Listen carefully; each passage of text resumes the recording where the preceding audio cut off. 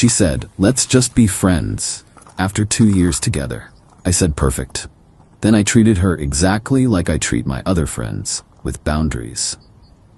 She discovered what just friends really meant when I started dating her best friend. Original post I, 27 male, got the let's just be friends speech from my girlfriend Tara, 26, 3 weeks ago. We'd been together for 2 years, lived together for 1. I thought we were solid, talking about future plans, her sister's wedding next summer where I was supposed to be her +1, the whole thing. Then on a random Thursday evening, she sits me down. We need to talk. Me already knowing where this was heading. Okay. I love you, but I'm not in love with you anymore. I think we should transition to being friends. Transition? Yeah, you know. We get along so well, have the same friend group, similar interests. We'd make amazing friends. But not amazing partners? Looking uncomfortable. It's not like that. I just need to find myself, explore who I am outside of us. But I don't want to lose you completely. Me, so you want to break up but keep me around? When you say it like that, it sounds bad. I just think we're better as friends. We can still hang out, still be part of each other's lives. Here's what killed me. She said all this while already having packed a bag. Her friend Marissa was picking her up in an hour. She'd planned this whole thing out, down to having somewhere to stay. You've already got an exit strategy. I knew you'd be upset. Marissa said I could crash with her while we figure out the living situation. The living situation? Well, yeah, we'll need to sort out the apartment. But there's no rush. We're adults, we're friends, we can make this work. I sat there for a minute, processing. 2 years, living together, talking about kids someday. Now she wants to be buddies? Okay. Surprised? Okay. Yeah, let's be friends. You're right, we should be able to make this work as adults. She actually smiled, relieved. Like I'd just agreed to her perfect plan where she gets to dump me but keep all the benefits of having me in her life. Oh, thank God. I was so worried you'd hate me or make this difficult. See? This is why we're perfect as friends. She left that night. Marissa picked her up, gave me this pitying look like I was some kicked puppy. I just waved. The next morning, I did exactly what Tara asked. I treated her like a friend. And that's when I learned she had a very different definition of friendship than I did. First text came at 7 a.m. Tara, hey, hope you slept okay. Could you drop off my work laptop? I forgot it in the rush. Me, sure, I'll leave it at the front desk of your office Monday. Can't you bring it by Marissa's? I need it for the weekend. I've got plans. Monday works better for me. Plans? What plans? Friend stuff. She didn't like that, but what was she gonna say? We're just friends now. Friends don't drop everything for each other. Saturday, she texted again. Hey, Marissa and I are going to that new brunch place. Wanna come? Thanks, but I'm good. Have fun. Come on, we always do Saturday brunch. That was when we were dating. Enjoy your meal. 2 hours later. This is weird. Why are you being like this? Like what? Distant. Cold. I'm being friendly. Literally what you asked for. Update 1. Week 2 of friendship, and Tara was starting to crack. See, when she said let's be friends, what she meant was let's keep everything exactly the same minus the romance. What I heard was let's have appropriate boundaries like I do with all my other friends. She showed up at the apartment on Tuesday while I was at work. Still had her tea. Helped herself to groceries, did some laundry, even took a shower. Left me a note. Borrowed some stuff, hope that's cool. I texted her. Me, hey, noticed you came by. I'll need the key back when you get a chance. What? Why? My friends don't have keys to my place.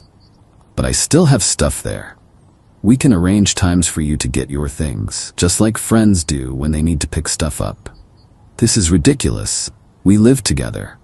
We used to live together. Now we're friends. Different relationship, different boundaries. She came by that evening furious. You changed the locks? Me, no, just rekeyed them. Gave notice you no longer live here. Here's a box of your immediate stuff. I can't believe you're being so petty. Petty? I'm treating you exactly like I treat my friends. None of them have keys to my place. But I'm not just any friend. According to you, that's exactly what you are. The entitlement started showing. She expected to still be my emergency contact, Still be on my Netflix, still have access to my Prime account. Nope. But the real kicker came that weekend. Our mutual friend group was having a game night. I showed up solo. She showed up with some dude named Connor. Tara, loudly enough for everyone to hear, "This is Connor. We met at yoga." Connor seemed nice enough, clearly brought as a prop to make me jealous. I shook his hand, welcomed him to game night, then proceeded to destroy everyone at Codenames while paying them zero special attention. Halfway through the night, Tara cornered me in the kitchen. "Tara, you don't even care that I'm here with someone else." Me, why would I? We're friends. Friends date people. You're not even a little jealous? Are you jealous when your other friends date people? That's different. How? She couldn't answer, because there was no answer that didn't admit she wanted me to pine for her while she found herself. But the best part? Her bestie Marissa had been extra friendly all night. Kept finding excuses to talk to me, laugh at my jokes, touch my arm. I wasn't trying to make anything happen, just being my normal self without Tara's shadow. Next morning, Tara texts, "Tara, what was that with you and Marissa?" What was what? You know what? The flirting. We were just talking. Friends talk. She's my best friend. And I'm your friend too, right? Friends can be friends with each other's friends. Radio silence for 3 days. Then Thursday, she tried a new tactic. I think I made a mistake. About what? Us.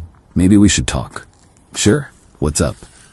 In person, over dinner, our place? You mean the Italian spot? I actually have plans, but we could grab coffee Saturday afternoon if you want to chat. Plans with who? Does it matter? Friends don't need to report their schedules to each other. Is it Marissa? Coffee Saturday or no? This isn't how friends act. This is exactly how friends act. You're thinking of how boyfriends act. Common mistake. Update 2. 3 weeks in and Tara's finding herself journey was not going as planned. Connor from yoga ghosted her after 2 dates. Turns out he wasn't interested in being anyone's rebound. Meanwhile, I was living my best life as a single dude with excellent boundaries. Then Marissa made her move. She texted me Thursday night, "Hey, random, but I have an extra ticket to that comedy show Saturday. Interested?" Now, I need to be clear, I didn't pursue Marissa. Didn't even think of her that way until she started showing interest. But she was fun, attractive, and most importantly knew exactly what she wanted. No games, no transitions, no keeping me as a backup plan. Me, sure, sounds fun. Marissa, great. Fair warning though, Tara's being weird about us hanging out, just wanted you to know. Noted. Still interested if you are. Definitely. Pick me up at 7. Saturday came. I got dressed up, feeling good. Hadn't been on a real date in 2 years. As I'm heading out, my phone explodes. Are you serious right now? About what? Marissa told me you're taking her out. She invited me to a comedy show. You can't date my best friend. Why not? We're both single. Because it's girl code. She can't date my ex. I thought I was your friend, not your ex. You know what I mean? I really don't. Friends don't have dibs on who their friends can date. She called 17 times. I put my phone on silent. The date with Marissa was fantastic. She was actually hilarious, something I'd never noticed when she was just Tara's friend. We talked about everything except Tara. Well, until the end. Marissa, I should probably tell you, Tara's losing it. She called me crying, saying I betrayed her. Me? How do you feel about that? Honestly, she's been a pretty crappy friend lately. Everything's about her journey and her growth. She literally told me last week that keeping you as a friend was her safety net in case she didn't find someone better. She said that? Word for word. That's actually what made me realize you deserved better, and that maybe I wanted to shoot my shot. We kissed goodnight. Nothing more, just a sweet first date kiss. I posted nothing online, told no one, but somehow Tara knew. Sunday morning 6 a.m. she's pounding on my door. Open up, I know you're in there. We threw the door. It's 6 a.m. Tara. I don't care, we need to talk now. About what? You kissed her, my best friend. Me and? I opened the door. She looked rough. Hair unwashed, eyes red, wearing the same clothes from Friday. You're doing this to hurt me. I'm living my life. You're the one who decided we shouldn't be together. I said friends, not that you could date my friends. You said you needed to find yourself. I'm letting you, while I move on. With Marissa? She's single, I'm single, we like each other. That's how dating works. She tried to push past me into the apartment. I blocked her. You don't live here anymore. I have things inside. Then schedule a time to get them, like we discussed. You're being cruel. Me, I'm maintaining boundaries. There's a difference. That's when the real entitlement showed. She started a campaign, calling mutual friends, spinning stories about how I was revenge dating her best friend, how I was manipulating the situation to hurt her. Some friends bought it, most didn't. Our buddy Jake called me. Bro, Tara's saying you're only dating Marissa to get back at her. Me, did she mention she dumped me to find herself, but wanted to keep me around as a friend? She left that part out. Funny how that works. But Tara wasn't done. She tried to sabotage my work, called my office claiming to be my emergency contact, saying I was having a mental health crisis and needed time off. My boss called me in, concerned. Boss, your girlfriend called, said you're struggling? Me, ex-girlfriend, and I'm fine. She's having a hard time with the breakup. She seemed very convinced you needed help. Me, I'll handle it. Sorry she bothered you. Documented everything with HR. Started a paper trail just in case. Update 3. A month after the let's be friends conversation, Tara's carefully constructed plan had completely backfired. Marissa and I were officially dating. Nothing serious yet, just enjoying each other's company without the drama. Tara, on the other hand, was spiraling. She tried everything. First, she attempted to turn Marissa against me by sending her screenshots of our old conversations, love notes I'd written, intimate photos, clothed, but clearly couple photos. Marissa showed me everything. Marissa, she's trying to make me jealous of your past relationship. Me, is it working? No, it's actually showing me how patient you were with her BS. Then Tara tried the nuclear option. She claimed she was pregnant. Got a text at 2 a.m. We need to talk. I'm late. Me, late for what? You know what I mean, I'm pregnant. Congratulations. Who's the father? Are you serious? You. Interesting, considering we haven't had sex in 2 months. It can take time to show up. And you've been with how many guys since then? Connor from yoga? The dude from the bar Marissa mentioned? I can't believe you're accusing me of lying. Me, I'm not accusing. I'm doing math. If you're pregnant and think it might be mine, let's handle this properly. Doctor's appointment, paternity test when possible. Radio silence. Next day, she texts. False alarm, got my period. Convenient. But the real meltdown came when she realized I'd been serious about dividing our shared life properly. See, when she left, she assumed I'd keep paying for everything while she found herself. The apartment, the utilities, the shared phone plan we'd gotten for the discount. Got a call from her mom. Her mom? What's this about you canceling Tara's phone? Me, I removed her from my plan. She needs to get her own. Her mom, but she can't afford that right now. Then she should have thought about that before ending our relationship. You're being petty. After 2 years. I'm being practical. Friends don't pay each other's phone bills. Her mom, she made a mistake. She realizes that now. Then she learned a valuable lesson. The peak entitlement came when Tara found out Marissa and I were planning a weekend trip. The same beach town where Tara and I had gone for our anniversary last year. Tara sent a novel-length text about how I was rewriting our memories and disrespecting what we had. How dare I take her best friend to our special place? Me, it's a public beach. You don't own it. You know what you're doing? Yeah, taking my girlfriend on a nice weekend trip. She's not your girlfriend. She's my friend.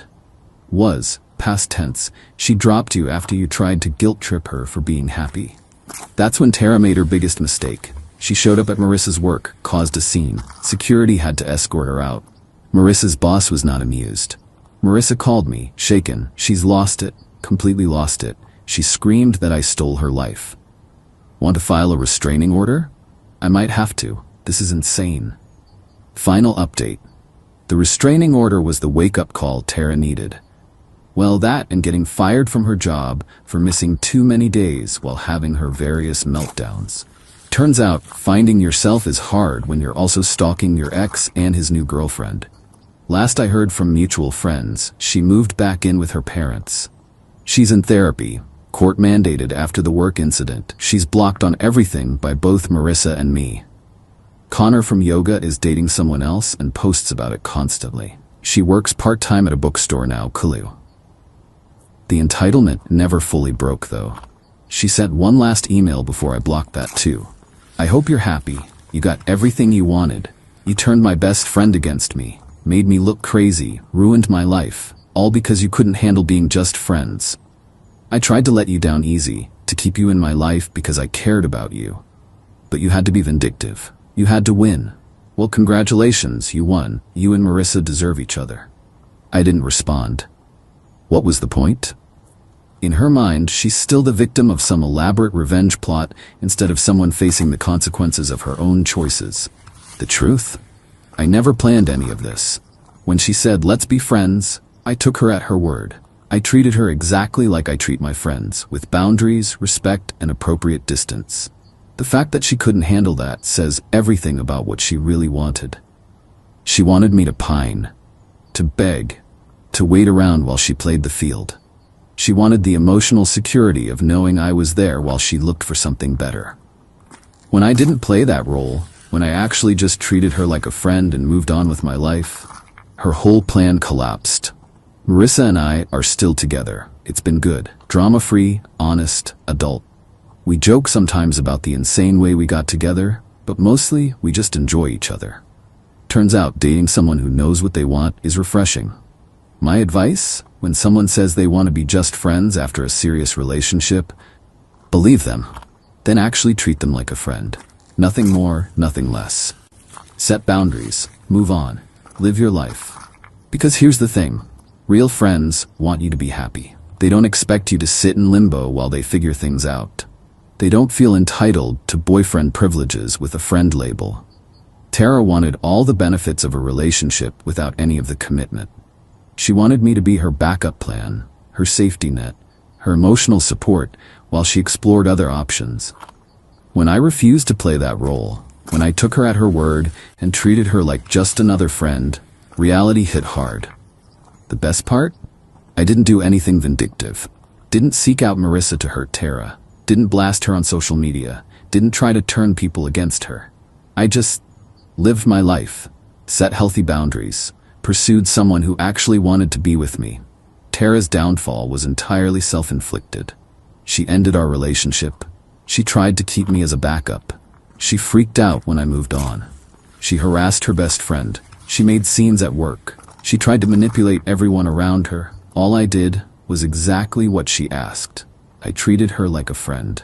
Turns out, that was the cruelest thing I could have done. Not because I meant it to be cruel, but because it forced her to face the reality of her choice. When you dump someone but expect them to act like they're still devoted to you, actual friendship feels like punishment. But it's not. It's just friendship. The thing she said she wanted. Funny how that works.